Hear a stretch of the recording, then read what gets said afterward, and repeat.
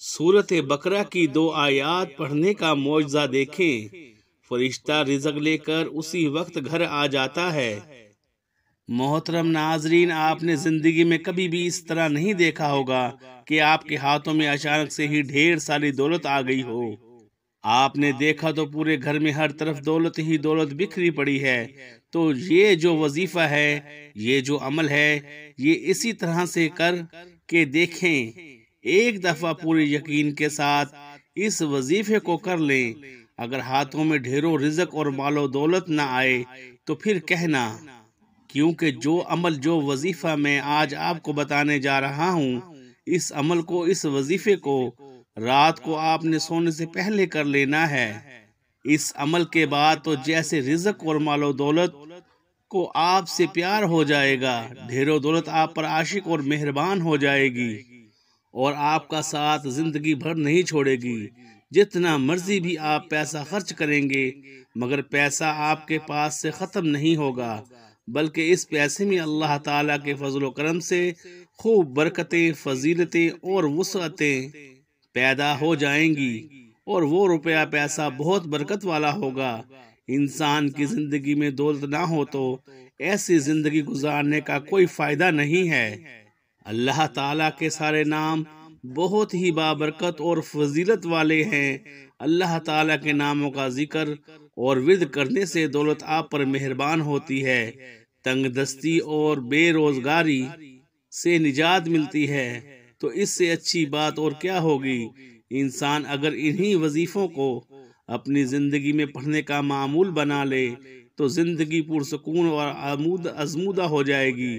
आप सोच भी नहीं सकते, आज का वजीफा बहुत ही मुजर्रब और आजमूदा वजीफा है, लेकिन आप लोगों से गुजारिश है, इस वजीफे को गौर व तवज्जो से नोट कर लें, बड़ी एहतियात से सुन लें, ताकि आप लोग इससे भरपूर फायदा हासिल कर सकें। ये ऐसी ताकतवर आयात हैं, इंशाअल्लाह जब आप ये पढ़ेंगे तो दौलत का जरूर इंतजाम हो जाएगा। आप लोगों से एक ही गुजारिश है कि जो वजीफा आपको बताऊंगा, इसको पूरी तवज्जो के साथ आपने सुन लेना है और फिर ही अमल करना है। नाजरीन, आजकल के दौर में हर शख्स माली मुश्किलात में घिरा हुआ ही नजर आ रहा है, चाहे वो कोई मजदूर है, चाहे कोई अफसर है।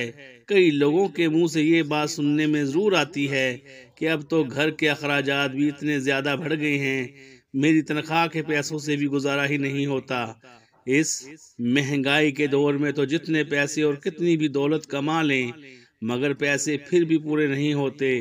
इंसान की जिंदगी में उतार चढ़ाव तो आते रहते हैं, कभी रिज़्क की फरावानी होती है तो कभी तंगदस्ती, कभी वसाइल तो कभी मसाइल का सामना करना पड़ता है। ये तमाम मसाइल तो जिंदगी का हिस्सा हैं। हमें हर हाल में अल्लाह ताला का शुक्र अदा करना चाहिए। इंसान को चाहिए कि सिर्फ अल्लाह ताला से ही मांगे, इस यकीन के साथ कि हमारी हर हाजत अल्लाह ताला ने पूरी करनी है। आप सभी कामिल यकीन से आज का ये वजीफा जब कर लेंगे तो आपके रिज़्क में इतना इजाफा अल्लाह पाक अपने फजलो करम से फरमा देंगे, हैरान रह जाएंगे। गैबी हाथों से और गैब से ही आपके लिए इतनी ज्यादा मालो दौलत आ जाएगी कि आपके घर के जितने भी दौलत और रिज़्क के हवाले से मसाइल हैं, परेशानियां हैं, मुश्किलात हैं, वो सब कुछ हमेशा हमेशा के लिए मेरा अल्लाह पाक अपने फजल व करम से ख़त्म फरमा देगा। लेकिन मैं पहले भी कई बार ये बता चुका हूँ कि आप जब भी अल्लाह से मांगो तो पूरी यकीन और पूरी उम्मीद के साथ मांगा करो कि मुझे लाजमी मिलेगा। तवक्कल मुसलमान की कामयाबी का असल राज है। सूरह आले इमरान में अल्लाह ताला ने अपने बंदों को तमाम अमूर में मुशावरत करने का हुक्म देते हुए अपनी ही ज़ात करीमा पर भरोसा और तवक्कल करने का हुक्म अरशाद फरमाया है। तर्जमा, और काम या लड़ाई में इनसे मशवरा ले लो, फिर जब पुकारा पक्का इरादा कर लो तो अल्लाह पर भरोसा रखो, बेशक अल्लाह ताला तवक्कल अख्तियार करने वालों से प्यार करता है। और अगर अल्लाह तुम्हारा मददगार हो तो कोई तुम पर गालिब नहीं आ सकेगा, और अगर वो तुमको छोड़ दे फिर कौन है जो इसके बाद तुम्हारी मदद कर सके। और अल्लाह ही पर चाहिए कि ईमान वाले भरोसा रखें। सूरह आले इमरान आयत नंबर 159 160। تو ناظرین، جب آپ کا یقین جتنا پختہ ہوگا تو اللہ پاک آپ کو ضرور عطا فرما دیں گے۔ اللہ پاک کے خزانے بہت وسیع و عریض ہیں، آپ کی مشکلات تمام کی تمام دور ہو جائیں گی۔ وہ تمام دکھ، تکالیف اور مشکلات جو زندگی بھر آپ کا پیچھا نہیں چھوڑ رہی تھی، انشاءاللہ وہ سب اللہ پاک کے فضل و کرم سے دور ہو جائیں گی۔ اللہ پاک آپ کو اتنا زیادہ رزق اور اتنی زیادہ دولت سے مالا مال کر دیں گے۔ تو میرے بھائیوں اور بہنوں، اس وظیفے سے آپ کی زندگی کی وہ تمام مسائل حل ہو جائیں گے جو پوری زندگی ختم نہیں ہو رہے تھے۔ چاہے آپ قرض کی دلدل میں پھنسے ہیں تو میرا اللہ پاک اس وظیفے کی برکت سے آپ کو قرض سے نجات دے گا۔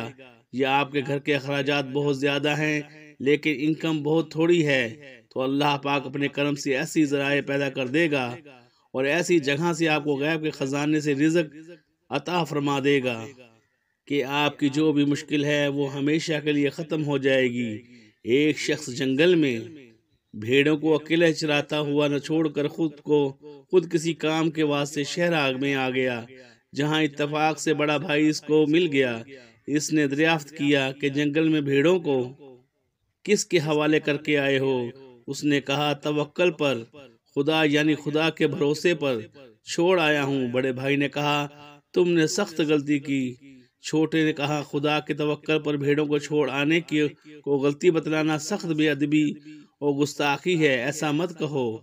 بڑے بھائی نے کہا، کم بخت، اگر بھیڑے خدا کے توکل پر چھوڑ آیا ہے تو بھیڑیے بھی تو خدا کے توکل پر ہی پھر رہے ہیں۔ تم نے توکل کے مفہوم کو نہایت غلط طور پر سمجھا ہے۔ توکل اختیار کرتے وقت حضور اقدس صلی اللہ علیہ وسلم کے مبارک فرمان کو ہمیشہ پیش نظر رکھنا چاہیے۔ معزن اخلاق سواد 445 مولانا رحمت اللہ سبحانی۔ توکل کا مفہوم ارشاد خداوندی ہے۔ ترجمہ، اور جو کوئی ڈرتا ہے خدا سے وہ کر دے گا، سختیوں میں بھی اس کا گزارا اور روزی سے دے گا اس کو جہاں سے اس کو خیال بھی نہ ہو، اور جو کوئی بھروسہ رکھے خدا پر تو وہ اس کو کافی ہے۔ پارہ نمبر 28 سورہ اطلاق آیت نمبر 2-3، یعنی جو شخص خدا پر توکل اور بھروسہ کرے گا خدا اس کی مہمات کے لیے کافی ہے۔ ترمذی اور ابن ماجہ نے حضرت عمر سے روایت کی ہے کہ رسول کریم صلی اللہ علیہ وآلہ وسلم نے فرمایا ہے، اگر تم خدا پر توکل کرتے جیسا کہ اس کا حق ہے تو بے شک خدا تعالیٰ تمہیں اس طرح روزی دیتا جیسا پرندوں اور جانوروں کو دیتا ہے کہ پرندے صبح کو اپنے گھونسلوں سے بھوکے نکلتے ہیں اور شام کو پیٹ بھرے ہوئے واپس ہوتے ہیں۔ اور بخاری اور مسلم شریف میں حضرت ابن عباس کی روایت ہے کہ حضور اقدس نے فرمایا کہ میری امت میں 70,000 آدمی بغیر حساب کے جنت میں داخل ہوں گے۔ ان کے اوصاف میں ایک یہ بھی ہے کہ وہ حق تعالیٰ پر توکل کرنے والے ہوں گے۔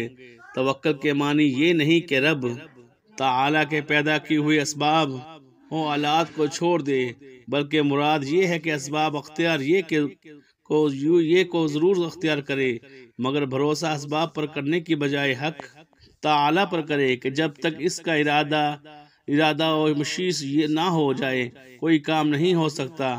معروف القرآن جلد 8 سواد 488 حدیث شریف میں ہے کہ ایک عربی عرب گنواریہ یا بدو سرکار رسالت صلی اللہ علیہ وآلہ وسلم کی خدمت اقدس میں حاضر ہوا۔ آپ صلی اللہ علیہ وسلم نے دریافت فرمایا کہ اونٹ کہاں چھوڑا؟ عرض کیا، خدا کے بھروسہ پر چھوڑ آیا ہوں۔ حکم ہوا کہ اول اس کو کسی جگہ مضبوط باندھ لو، اس کے بعد توکل کرو۔ حق تعالی مخلوق کی طرح اسباب کا محتاج نہیں، وہ ذات تو بغیر اسباب کے بھی نظام کائنات چلا سکتی ہے اور اس پر قادر ہے، لیکن اس کی عادت یہی ہے کہ وہ اسباب کے تحت ہی کائنات کا نظام چلاتا ہے۔ امام غزالی رحمت اللہ علیہ نے لکھا ہے کہ بندہ کو زیبا نہیں ہے کہ وہ آقا کو عادت کے خلاف کرنے پر مجبور کر کے اسے آزمائے۔ یہ جاہلوں کا خیال ہے کہ توکل تو محنت و مزدوری اور کسب کے چھوڑ دینے کا نام ہے کہ ہاتھ پر ہاتھ رکھ کر بیکار بن کر بیٹھ جائے، اگر بیمار ہو تو دوا نہ لے، بے سوچے سمجھے اپنے آپ کو خطرات اور ہلاکت میں ڈال دے کہ کہیں آگ میں گھس جائے اور کہیں شیر کے منہ میں ہاتھ ڈال دے وغیرہ، تب متوکل کہلائے۔ یہ خیال بالکل غلط اور اسلام کے احکامات سے لا علمی کا نتیجہ ہے، کیونکہ ایسا کرنا شرعاً حرام ہے، اور شریعت محمدی صلی اللہ علیہ وسلم ہی توکل کی خوبیاں بیان کر رہی ہے۔ پھر بھلا جس بات کو شریعت ہی خود ناجائز بتائے اس کی رغبت کیسے دلائے گی؟ اصل بات یہ ہے کہ انسان کی صحیح کوشش یہی ہے جس کا صلہ اسے ملے گا۔ مثلا کوئی شخص بھوکا ہو اور کھانا بھی اس کے سامنے رکھا ہوا ہو، مگر وہ ہاتھ نہ بڑھائے اور نوالا بنا کر منہ تک نہ لے جائے، یا غلہ اور روزی کا خواہ ہو مگر بیج کھیت میں نہ ڈالے، یا اولاد کا طالب ہے اور شادی ہی نہ کرے اور کہے کہ میں تو توکل کرنے والا ہوں، ایسا خیال تو سراسر جہالت ہے، کیونکہ ان اسباب کو حق تعالی نے ہی پیدا فرمایا اور قاعدے کے طور پر تجویز فرما دیا ہے، اور اس میں تغیر و تبدل نہیں ہو سکتا۔ البتہ ان اسباب میں توکل کرنے کی یہ صورت ہے کہ اول اس بات کا پختہ خیال رکھے کہ کھانا اور ہاتھ خدا کے دیے ہوئے ہیں، اور کھانے کی طاقت و قدرت بھی اسی ذات کی عطا کی ہوئی ہے۔ اس طرح بیج اور کھیتی باڑی کی استطاعت میں خدا نے دی ہوئی ہے۔ دوسری بات یہ ہے کہ ان ظاہری اسباب پر بھی دل سے بھروسہ نہ کرے، دل سے خالق ہی پر بھروسہ کرے۔ دل سے اسباب پر بھروسہ کرنا سراسر غلط ہے۔ چنانچہ ظاہر ہے کہ اگر ہاتھ پر فالج کا اثر ہو جائے اور کھانا کھا رہا ہو اور وہ زمین پر گر پڑے، زمین میں بیج بویا ہو، اس کو کیڑا کھا جائے یا پیدا ہوا ہو اور اس پر اولا پڑ جائے وغیرہ، الغرض ان تمام چیزوں کا لحاظ رکھ کر صحیح و کوشش کرنے میں نہ کچھ مضاحکہ ہے اور نہ اسباب کو اختیار کرنا توکل کے خلاف ہے، بلکہ اسباب کو استعمال میں لانا ضروری ہے۔ بے شک اللہ تعالیٰ ہی رزق دینے والا اور سب سے بہترین رازق ہے، اور زمین پر جتنے بھی چلنے پھرنے والے ہیں ان سب کی روزیاں اللہ تعالیٰ کے ذمے ہیں۔ سب کو رزق اللہ تعالیٰ ہی دیتا ہے، اور یقیناً کسی لالچی کا لالچ اللہ تعالیٰ کے رزق کو زیادہ نہیں کر سکتا، اور نہ ہی کسی ناپسند کرنے والے کی ناپسندیدگی اسے ہٹا سکتی ہے۔ اور یہ اللہ تعالیٰ کی حکمت ہے کہ اس نے رزق کے معاملے میں لوگوں میں فرق رکھا ہے، تو وہ جسے چاہے زیادہ رزق عطا فرما دے، جسے چاہے کم رزق عطا فرما دے۔ وہی مالک ہے، وہی خالق ہے، وہی ایک قوم کے رزق کو وسیع کر دیتا ہے تو دوسری قوم کے رزق میں تنگی فرما دیتا ہے۔ یہ سب کچھ اللہ تعالیٰ کے قبضہ قدرت میں ہے۔ انسان کچھ بھی نہیں کر سکتا سوائے دعا کرنے کے، سوائے اللہ پاک سے مانگنے کے۔ ایک حدیث قدسی میں اللہ کے رسول صلی اللہ علیہ وآلہ وسلم کا فرمان ہے، جو چیز تجھے جنت کے قریب کر سکتی ہے اس کا میں نے تجھے حکم دے دیا ہے، اور جو چیز تجھے جہنم کے قریب کر سکتی ہے اس سے میں نے روک دیا ہے۔ یقیناً حضرت جبرائیل علیہ السلام نے میرے دل میں یہ بات ڈالی ہے کہ کوئی بھی جان اس وقت تک فوت نہیں ہو سکتی، کوئی بھی انسان اس وقت تک اس دنیا سے نہیں جا سکتا جب تک کہ وہ اپنی روزی پوری نہ کر دے اور سارا رزق کھا نہ لے۔ تو تم اللہ کا تقوی اختیار کرتے ہوئے روزی کا حصول اچھی طرح کرو، اور تم میں سے کسی کو روزی کا لیٹ اور کم ہو جانا اس بات پر نہ ابھارے کہ تم اللہ کی نافرمانی کر کے روزی کرنے لگ جاؤ، کیونکہ جو کچھ اللہ کے پاس ہے وہ اللہ تعالیٰ کی اطاعت و فرما برداری کے ذریعے ہی حاصل کیا جا سکتا ہے۔ ناظرین، اکثر آپ لوگوں نے دیکھا ہوگا کہ اللہ پاک نے ہمیں صبر کرنے کا حکم دیا ہے۔ جب ہمیں مشکلات پیش آتی ہیں، رزق کی تنگی ہوتی ہے، تو ہم گلے شکوے کرنا شروع کر دیتے ہیں، پھر ہم ناجائز کاموں میں پڑ جاتے ہیں اور حرام اور حلال کو بھول جاتے ہیں۔ اللہ پاک نے اس چیز سے منع فرمایا ہے۔ یاد رکھیں، رزق صرف وہی اچھا ہے، وہی فضیلت والا ہے، وہی انسان کے لیے فائدہ مند ہے جس کو استعمال کرنے سے دنیا بھی آسان ہو جائے اور آخرت بھی آسان ہو جائے۔ رزق کی کمی اللہ کی طرف سے نہیں بلکہ انسان کے خرچ نہ کرنے کی وجہ سے ہوتی ہے۔ اللہ پاک ساری مخلوق کے لیے اس کی ضرورت کے مطابق پورے سال کا رزق نازل فرما دیتا ہے۔ ہمیں چاہیے کہ اگر ہم اپنے رزق میں برکت اور ترقی چاہتے ہیں تو غریبوں میں، مسکینوں میں زیادہ سے زیادہ اللہ پاک کا دیا ہوا رزق خرچ کیا کریں، تاکہ اللہ ہمارے رزق کو اور بڑھا دے، مزید بڑھا دے۔ جیسا کہ اللہ پاک نے فرمایا ہے، اور جب ان سے کہا جاتا ہے کہ جو رزق خدا نے تم کو دیا ہے اس میں سے خرچ کرو، تو کافر مومنوں سے کہتے ہیں بھلا ہم ان لوگوں کو کھانا کھلائیں جن کو اگر خدا چاہتا تو خود کھلا دیتا۔ تو پھر اللہ پاک فرماتے ہیں کہ تم تو صاف صاف غلطی میں ہو۔ ناظرین، ایک کسان کو دیکھ لیں، وہ ایک بوری بیج کی کھیت میں بوتا ہے، فصل اگ جانے پر وہ ایک بوری کی جگہ 70 بوریاں لے کر واپس گھر لوٹ آ جاتا ہے، محنت کرتا ہے، لیکن اگر وہ کسان یہ سوچنا شروع کر دے کہ میں یہ ایک بوری کا بیج کھیت میں پھینک دوں گا اور پتہ نہیں مجھے ملے کہ نہیں، تو پھر وہ اس کے کمزور ایمان کی نشانی ہے۔ اس طرح جب ہم غریبوں میں مسکینوں میں تقسیم کریں گے تو اللہ پاک 1 روپے کا اجر 70 گنا زیادہ بڑھا کر دیتا ہے۔ تو میں دعا کرتا ہوں کہ اللہ پاک غریبوں میں مسکینوں میں رزق تقسیم کرنے کی توفیق عطا فرمائے تاکہ ہمارا رزق اور بڑھ جائے۔ ناظرین کرام، اگر تو آپ وظائف کر کے اب تک تھک چکے ہیں، اگر تو آپ نے ہر ممکن کوشش بھی کر لی ہے، مگر اس کے باوجود بھی آپ کے رزق میں کوئی بھی جو بھی پریشانیاں ہیں ختم نہیں ہو رہی، آپ بے حد مایوس ہو چکے ہیں، تو اب آپ مایوسی کو چھوڑ دیں۔ اس عمل کے کرنے کے بعد بہت ہی جلدی آپ مالا مال ہو جائیں گے، پھر رزق اور مال و دولت آپ کو آپ کی سوچ سے بھی زیادہ مل جائے گا، آپ کی نسلیں بھی بیٹھ کر کھائیں گی، اتنی دولت اور اتنا پیسہ آپ کو مل جائے گا، کیونکہ کوئی بھی ایسا انسان نہیں ہے کہ جس نے اس عمل کو کامل یقین اور جائز حاجت کے لیے کیا ہو اور اس کے رزق اور مال و دولت نہ ملی ہو۔ کئی ایسی مثالیں بھی پڑی ہیں کہ جنہوں نے اس وظیفے کو جس وقت اور جس ترتیب سے انہیں بتایا اس طریقے سے کیا اور ان کو رزق و دولت اتنی مل گئی کہ کل تلک جو پریشان پھرتے رہتے تھے اور در بدر کی ٹھوکریں بھی کھا رہے تھے، وہ آج لاکھوں کروڑوں میں کھیل رہے ہیں۔